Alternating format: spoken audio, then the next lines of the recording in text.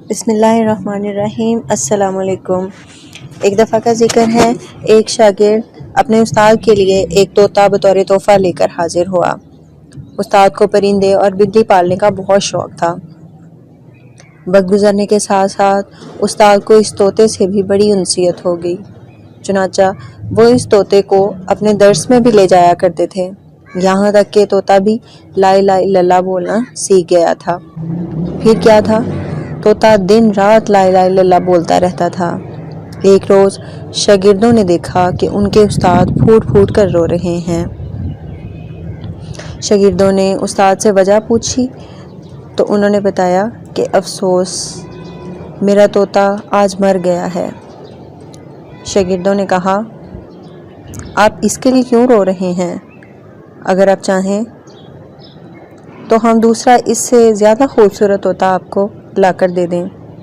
استاد نے جواب دیا، میرے رونے کی وجہ یہ نہیں، بلکہ میں اس لیے رو رہا ہوں کہ جب بلی نے طوطے پر حملہ کیا تو اس وقت طوطا زور زور سے چلائے جا رہا تھا، یہاں تک کہ وہ مر گیا، حالانکہ وہی طوطا اس سے پہلے لا الہ الا اللہ کی رٹ لگائے رکھتا تھا۔ مگر جب بلی نے اس پر حملہ کیا تو سوائے چیخنے اور چلانے کے کچھ اور اس کی زبان سے نہیں نکلا۔ اس کی وجہ یہ ہے کہ وہ لا الہ الا اللہ دل سے نہیں، صرف زبان سے کہتا تھا۔ آگے استاد فرماتے ہیں، مجھے اندیشہ ہے کہ کہیں ہمارا بھی حال اس طوطے جیسا نہ ہو، یعنی ہم زندگی بھر صرف زبان سے لا الہ الا اللہ کہتے رہیں اور موت کے وقت اسے بھول جائیں اور ہماری زبان پر جاری ہی نہ ہو، اس لیے کہ ہمارے دل اس کلمے کی حقیقت اور اس کے تقاضے سے نا آشنا ہیں۔ یہ سننا تھا کہ سارے طلباء بھی رونے لگے۔ سوچئے، کیا ہم نے بھی لا الہ الا اللہ کی حقیقت کو دل سے جانا اور سمجھا ہے؟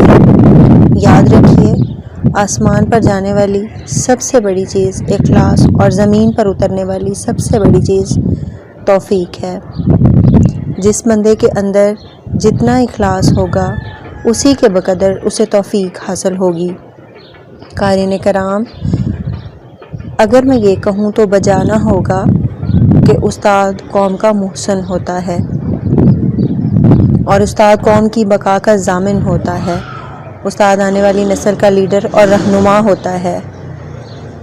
ہم کو بلندیوں تک پہنچانے میں والدین کے ساتھ ساتھ ان اساتذہ کرام کا بھی بڑا کردار ہوتا ہے۔